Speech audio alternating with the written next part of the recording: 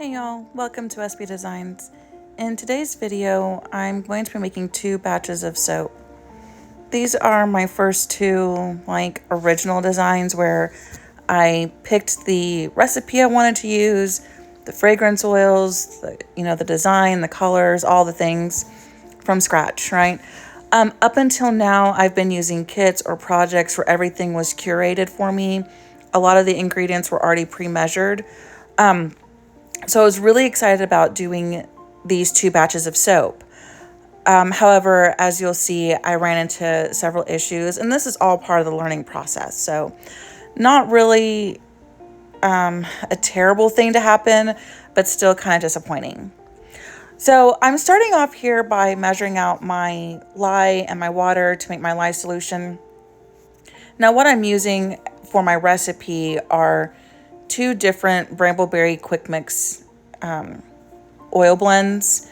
That's what they call them, as quick mixes, or I think quick mix bases. But anyway, I chose 2 different ones, or several different ones. I'm just trying to do some testing to see which kind of recipe I want to have for the majority of the soaps that I'll be making.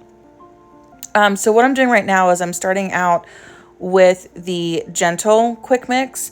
And on Brambleberry's website, they have what is called a Lye Calculator, where you can plug in all of your numbers for, how much soap you're wanting to make, or the quick mix that you're using and how much you're using. And it'll help you calculate how much lye and water you'll need to actually pull your batch together. So that was me measuring out the ingredients for the lye solution. I've also heated up my oils. You want to get everything heated up to where it's transparent, very clear. And I measured them out just to make sure I had the correct amount. And next thing I'm doing here is I'm actually putting my lye solution in a water bath for several minutes to bring the temperature down. I don't yet have figured out what temperature I want to soap at. However, I have read where it's a good idea to soap when your oils and your lye solution are within 10 degrees of each other. So that's why I wanted to bring the temperature of the lye solution down to where it would be within the range that I want to try to soap at. I don't know if you could see, that kind of went pretty fast, but both the oils and the lye solution are within 10 degrees of each other. So I'm just going to go ahead and combine them. I like using these containers with the spouts on them to pour my lye solution because I'm able to get pretty close to the oils and not have things splashing up. So now we're just going to stick blend, and I'm going to try to get this to a pretty thick consistency because this is going to be the unfragranced, uncolored batch. I just wanted something that would be very gentle. I think it's important to have in a line of products something that would be, unscented, that would be very gentle for sensitive skin or sensitive parts of your body. And that's the intent behind this soap here.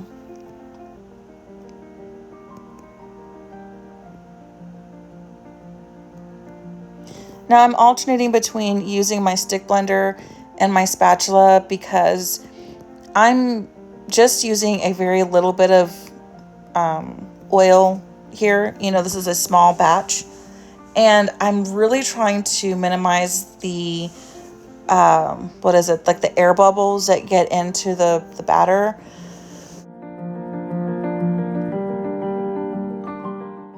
I haven't been too successful with that just because of the amount of oils that I'm using. I mean, even me just moving the stick blender around, air gets trapped in there just because it's such a small amount of batter. But I feel like I've got it to a pretty good thickness. So I'm going to go ahead and pour it off into this Amazon mold. Now this is different than the molds that I've been using from Brambleberry. It's got a different shape. It holds the same amount of batter. It's just a different shape. And so that means that when I cut these bars, they actually don't fit into the soap boxes that I already have. So I'm not sure if I'm going to use these molds, but I kind of need to test a few different things so I can figure out exactly what, supplies I want to use going forward and what designs I want to have, the shape of the bars, all those things. I'm one of those people that like, there's a lot of things to figure out, and why not try different things, for example, different molds, while I'm learning different recipes and different techniques. I like to double dip on the learning process whenever possible, just to kind of cut down on that learning curve.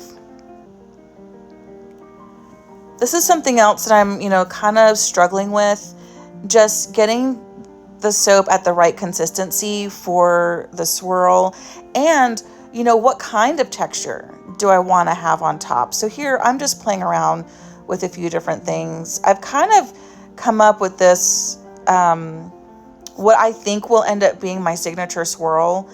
I still need to kind of work on when the right time is to swirl my soap. Like, for example, my batter wasn't quite thick enough here, where like the swirl isn't really holding its shape. It's ever so slightly melting back into itself. But I don't realize that until after I spritz the top with rubbing alcohol, because I'm trying to also cut down on the soda ash. So I go and I like drench it in rubbing alcohol or isopropyl alcohol, and then I try to do a swirl again, which that just wasn't the right thing to do. It ended up, I don't know, just messing with the texture. So I kind of ruined the texture on the top of this soap.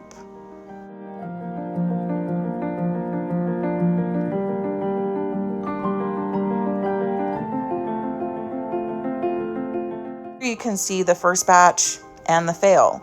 Although the texture thing isn't, going to change the quality of the soap, for me, the end result is not what I want it to be. I want to have a really nice, high quality looking bar of soap, and that's just not it. So anyway, I set that aside and I moved on to my next batch. Now this is going to be with the Brambleberry Basic Quick Mix, quick mix base. And I'm going to be using a Brambleberry fragrance called Sea Lily and Lime. I really like this fragrance. It's got, I feel like, a really nice balance of the floral with the lily and the fresh with the whole sea concept, like, really fresh and clean. And then a really nice citrusy punch with that lime. I think it's just a really pretty fragrance. What I'm running into right now is I'm having difficulty getting an accurate measurement. I don't know if it is my scale or if it is my vessel that I'm trying to measure these oils in. But this is the second time that I've noticed an issue while trying to measure my fragrance oils. I don't have this issue when I'm measuring anything else. Whether it's water or the sodium hydroxide or even the batch oils, everything measures well consistently every single time, except for the fragrance oil. And I think it has to do with these containers. So you see me kind of going back and forth because I'm trying to figure out, am I tearing everything correctly? I'm trying to then, see, okay, well, the weight of the container plus the weight of what I'm supposed to be measuring with the oils and what that's supposed to be at, it's just not adding up. So I'm really, at this point, I really can't determine what's wrong. I just know something's not right. Ultimately, I end up measuring out more fragrance oil than what I had planned for in the batch. But at this point, I'm not even really realizing that. I'm thinking that I've got the right measurement finally. But upon later review, I realized that I had actually put too much fragrance oil in it. But that's after the batch was made and, sitting on the shelf to cool. So I'll talk about my plans for this batch of soap, but just know I completely messed up the measurement with the fragrance oil. Now I'm making my next batch of lye solution here. I, for right now, will just be making one batch of lye solution at a time. I did try master batching. Well, not really master batching, but I tried to make like all of my solutions at one time. Previously, I was making like 3 soaps in the one production run.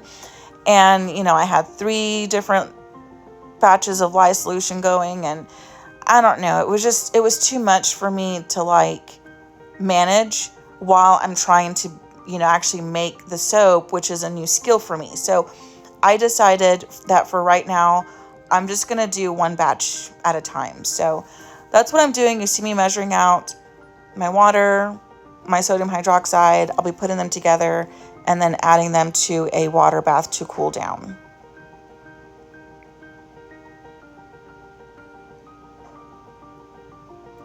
Now, personally, I like measuring my sodium hydroxide into this little white bowl and then into this container with the spout. It makes it very easy for me to handle, a lot easier than like a jar, which is what I had originally started trying to do. I really like this kind of setup. I think that in the future, I will get something like a stainless steel container to mix my lye solution in, but for right now, it's okay. And I was just showing you the temperature, you know, right after I added that sodium hydroxide to the water, that water was 191 degrees. So, I mean, you can even see the steam coming off this batch here.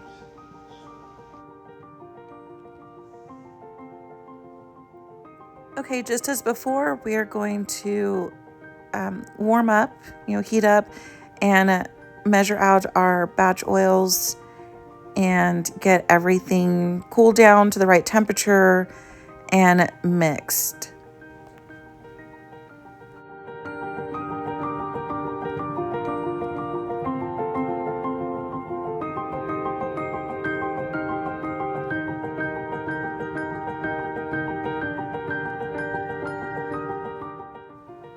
Since I do want to color this batch of soap, I will be using some of my batch oils to disperse this colorant in.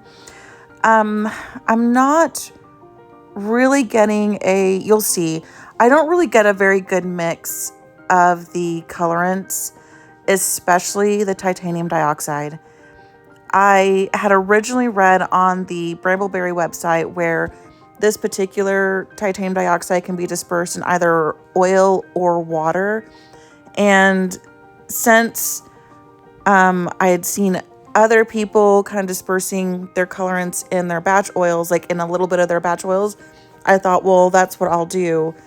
I've also seen some of my favorite YouTubers just add the colorant directly to their batter, but I'm not sure which is the best way for me just yet, especially with these small amounts of soap that I'm making. So I go ahead and disperse my colorants in my oil. However, I am not able to get a really good mix. The colorant is kind of clumping together. It's not getting mixed in there very well. You can see on the back of my spatula, there's like little clumps of the green and a little bit of the titanium dioxide, and it just doesn't incorporate very well. So I have since changed the way I'm dispersing my titanium dioxide.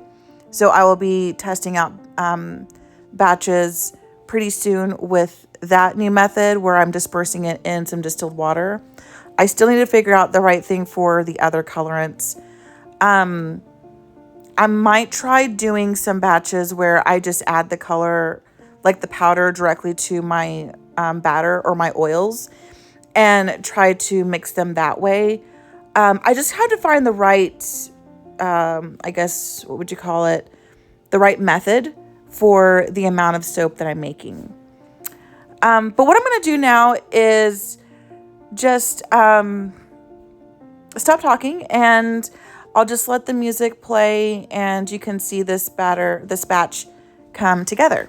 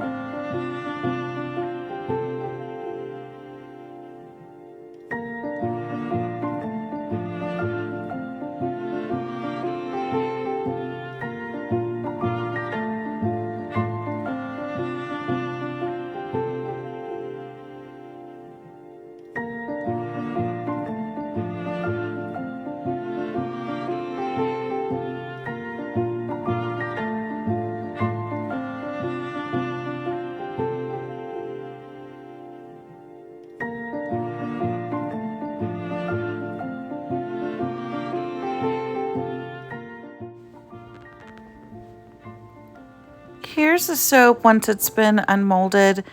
I ran into several issues. It did not harden up even after sitting for a week in the silicone mold. That is because I did not put in sodium lactate. Sodium lactate is an optional ingredient, but for the type of molds that I'm using, I definitely need to use that. So it tore a lot as I was trying to get it out of the mold. Also, it was tearing when I would go and check on it to see if it was ready to be unmolded. And then you'll see in the next clip some of the issues I ran into with the colorants not being dispersed very well. I don't know if you can see that well in that little clip, but you know, just the design didn't come through. I did not get the different layers in there really well. You can see the speckling from the titanium dioxide that didn't get dispersed. Also, there's a lot of little air bubbles is what I'm thinking is making that kind of bumpy texture. So I definitely need to work on stick blending and, you know, getting my colors dispersed really well. Here you can see the tearing that was happening. So as I would check on the soap to see if it was ready to be unmolded, it would like tear apart from itself, and that's how I knew it still was too soft. And then I'm doing better with managing soda ash, but you can see around the salt, the soda ash that collected there. So I'm not sure really how to avoid that. And then there's a slightly better picture of the titanium dioxide and the damage that was done as I was trying to unmold the soap. All in all, I mean, I'm pretty happy with the bar, but there's still a lot of work to be done. So I'm gonna try again. Thank you so much for stopping by and for watching this video. Have a great day.